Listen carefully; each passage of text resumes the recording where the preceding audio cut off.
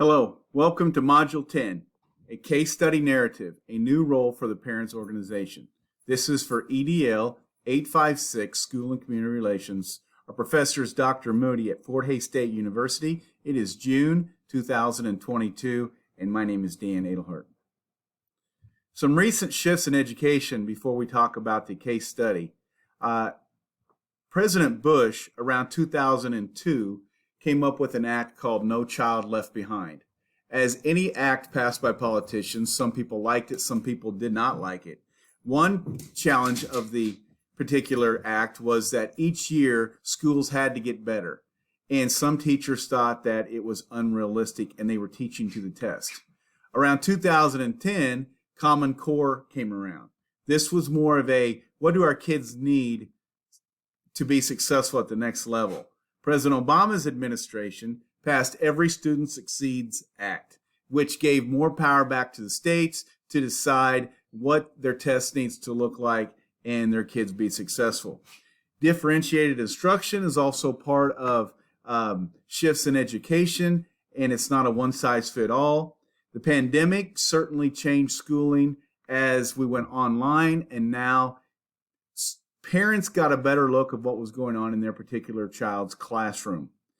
They saw a lot of good things, but they also saw some things they did not like or at least did not agree with. CRT, or critical race theory, is one of those topics that they did not agree with.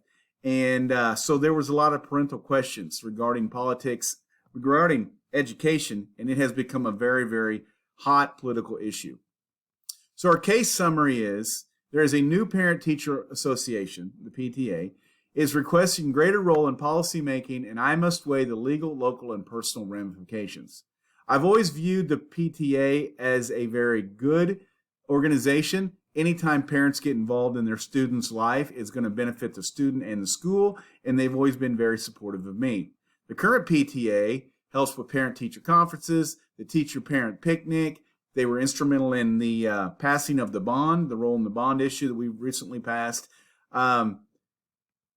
With the new election, I did not know about, and they came to me as a group, the council, the leaders of the new PTA came to me, and a little bit aggressive, right? Requesting more involvement in policy and decisions.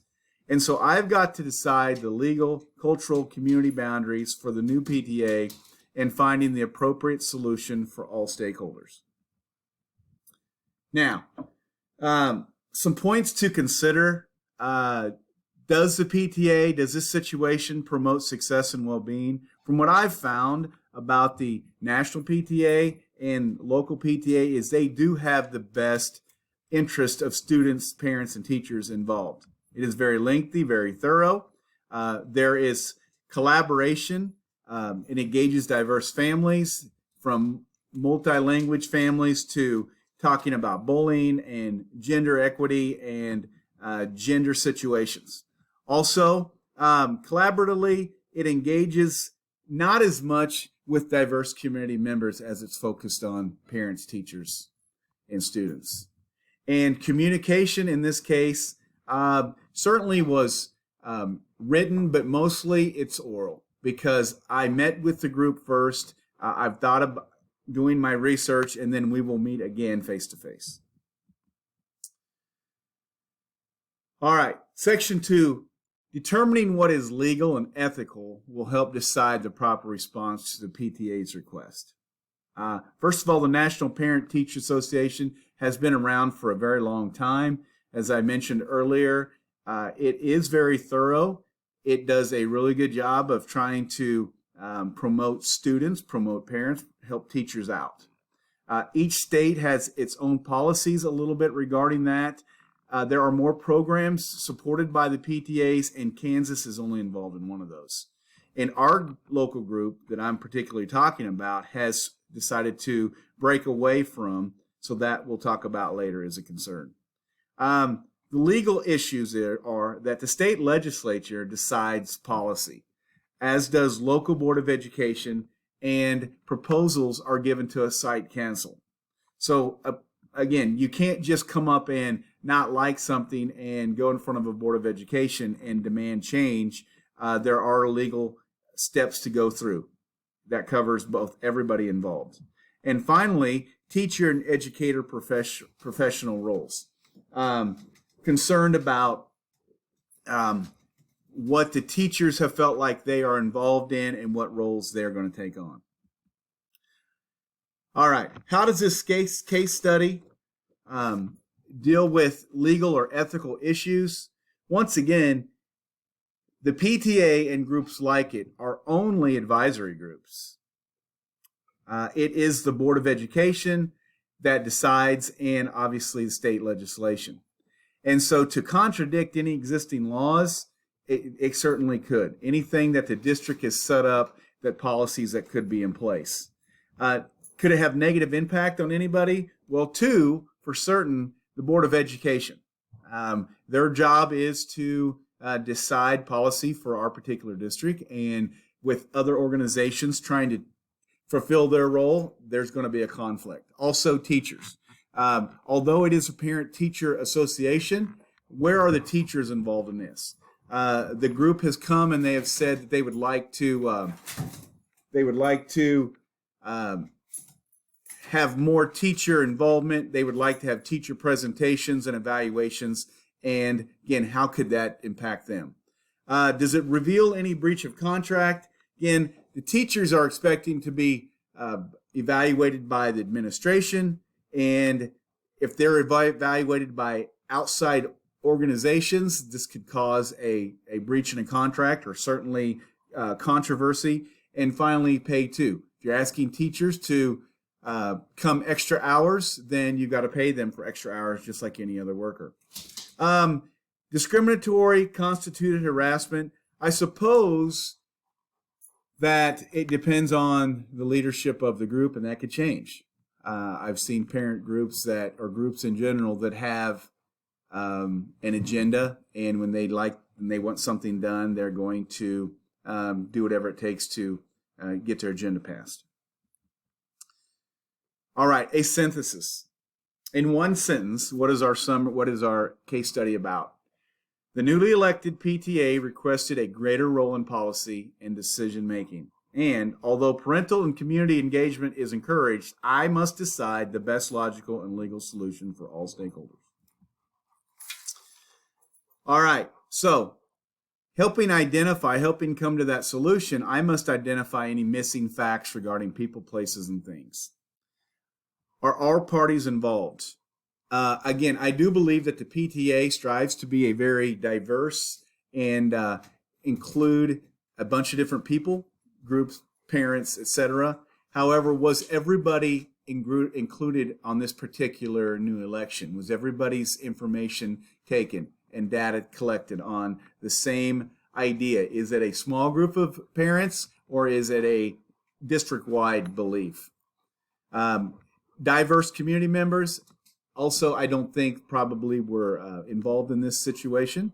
Again, the Board of Education, probably not involved in this situation. And teachers, again, I'm not sure on how much data was collected from the teachers. The bylaws, what are the rules and regulations of this new PTA? Are they volunteers? Are there terms? Are there guidelines? If they've broken away from the national PTA, what are the guidelines that they have in place? Communication. They want more involvement. They want more information or importance, involvement in policy and decision making. But was it just a communication breakdown, or was it something else? Right? Sometimes there can be solutions without policy change. Also, I want to find out the parental role. How much are they going to be accountable? It's easy to say, I want this from my school, I want this from my teachers. However, are they willing to embrace an outline to meet state standards? Are they going to make sure kids get to school? Are they going to make sure homework is completed? Are they going to help kids spend their time wisely in extracurricular activities or in participation of other things, in voluntary work? Revisiting the most important points is key when finding a solution. My key points include, first, Parent involvement correlates to student success. That's what we're all here about. There is an energy from a group of parents who want their kids to do well. We've got to harness that. The PTA wants more input, policy and decision making. Legally, they are only an advisory group. And finally, I've got to build relationships with internal and external publics. The keys to success before I go into the meeting, I think, are important. It is going to be a face-to-face meeting. There could be some demands met or not met by the new council, and I must remain calm. I need to assure them we're on the same side, that I'm going to be transparent at all times, also offer creative solutions, and ultimately care, trust, respect, integrity. This was all presented by Myers. Some very good tips. Building relations and engaging all publics promotes student success. What a great statement. So first, I will show gratitude and parental involvement in the correlation between that and student success. I must explain the legality of policy and the protocol, and that there's only a certain group in our district and state that makes law, and everybody else just pitches in and makes suggestions, which is not bad, but there is a protocol and a policy-making procedure. I can suggest solutions without policy. Are there things that they want to see that we don't need to change complete policy of a district? Also, are there things that they would like to see proposed that they do want to see, and I can help them come up with proposals to the site council and put them in front of the Board of Education. And they'll see that I'm in this with them and I want to collaborate. I want to encourage a parental contract aspect, that there is a two-way street here, that demands are fine, but also taking up their weight is also very important. And finally, I'm going to advocate for more transparent communication.